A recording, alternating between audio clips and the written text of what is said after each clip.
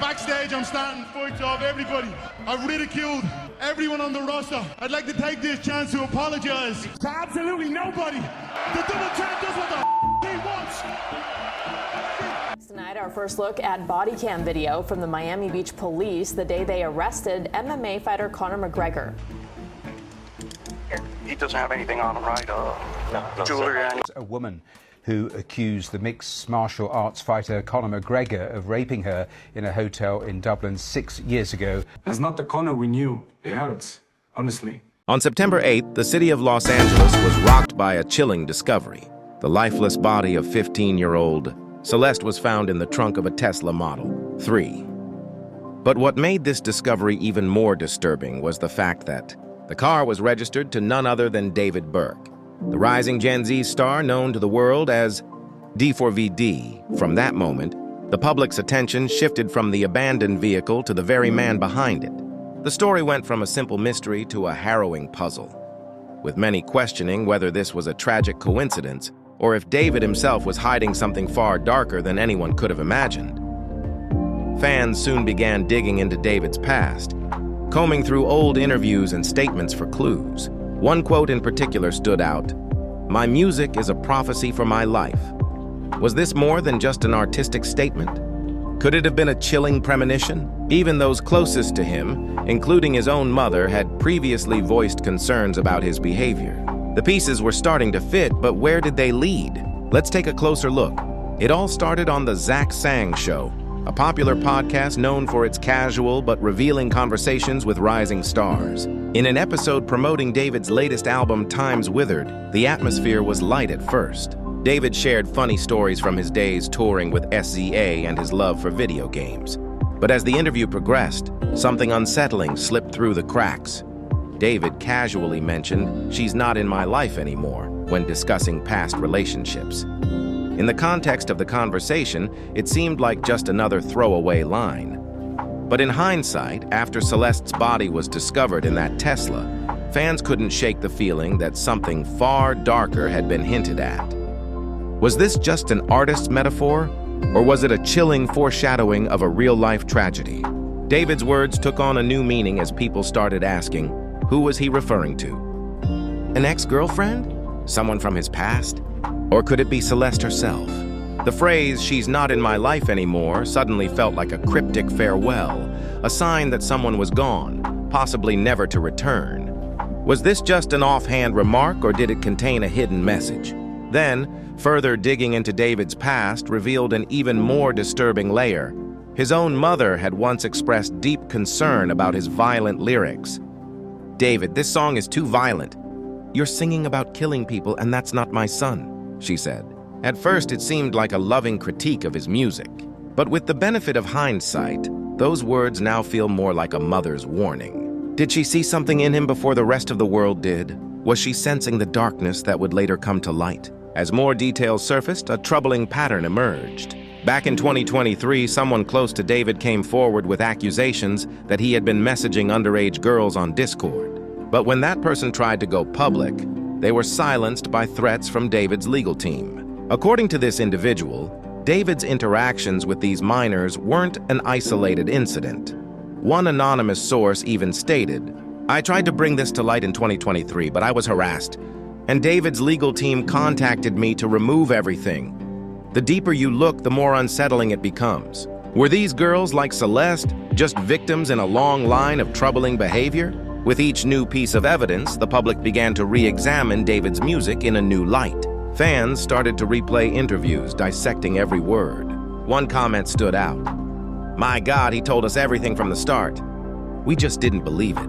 Others began to wonder if his music truly was prophetic. Then Celeste might have been doomed the moment that song was released. David's latest album, Time's Withered, seemed to carry even more dark significance in light of everything that had happened. At first, fans assumed the album title referred to the fragility of young love. But with Celeste's death hanging over everything, the title Time's Withered took on a more sinister meaning: the decay and destruction of something that was never allowed to fully bloom. Could this be a hidden reference to Celeste? But the creepiest connection of all was the discovery of a tiny tattoo on both David's and Celeste's bodies. a shush symbol etched on their fingers. According to the coroner's report, the exact same tattoo was found on Celeste in the exact same place on her body. To many, this couldn't just be a coincidence. The symbolism was too strong. It felt like some sort of twisted connection between the two. Could this mark represent a bond between them? A silent promise or dark secret that neither could escape? If that wasn't enough, online investigators also found another eerie connection: the game Life is Strange, which David had cited as an influence for his music. In the game, players follow the story of a missing teenage girl, a town full of secrets, and death looming over every decision. The parallels between the game and Celeste's case were enough to send shivers down the spine. Was this just a coincidence? Or was David subconsciously weaving real-life tragedy into his art? Then there's the music video for David's hit song, Romantic Homicide, released right around the time Celeste went missing. The video's imagery is haunting. A room flashing with warning lights, a bed soaked in blood-red stains, and a protagonist who looks like they're on the brink of despair. To the casual viewer, it might just seem like typical dramatic imagery for a broken romance. But in the wake of Celeste's disappearance, the video now feels like an ominous premonition of things to come. It doesn't stop there. A previously unreleased track titled Celeste was discovered among David's archives. The lyrics, though romantic on the surface, have an entirely different tone when you consider the context. "Oh, Celeste, the girl with my name tattooed on her chest. I'm obsessed." When heard through the lens of the Celeste case, these lyrics take on a deeply disturbing undertone. David himself has admitted that he's often written songs about his life before it happens, calling himself a prophet of sorts. Could it be that his music wasn't just art, but a confession, a dark prediction of what he would eventually do?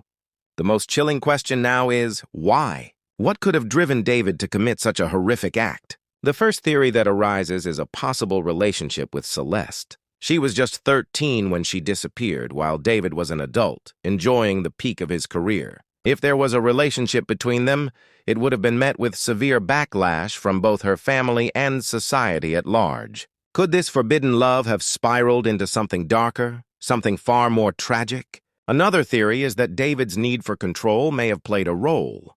Lyrics like "I'm obsessed" and the symbolic "shush" tattoo suggest a possessive nature, as if David couldn't bear to let go of Celeste. Could her disappearance have been the result of a breakdown, a desperate attempt to control someone who was slipping away? In the darkest scenario, David might not just be an artist who got caught up in a tragic series of events. If the clues in his music, interviews, and tattoos are more than just coincidences, then we're looking at a much darker truth, a confession hidden in plain sight. Now, as the investigation continues, David's world has come crashing down. His career has crumbled almost overnight with canceled tours, severed sponsorship deals, and a tarnished reputation. The public has split into two factions, one that believes David was confessing all along, and another that insists this is all just wild speculation.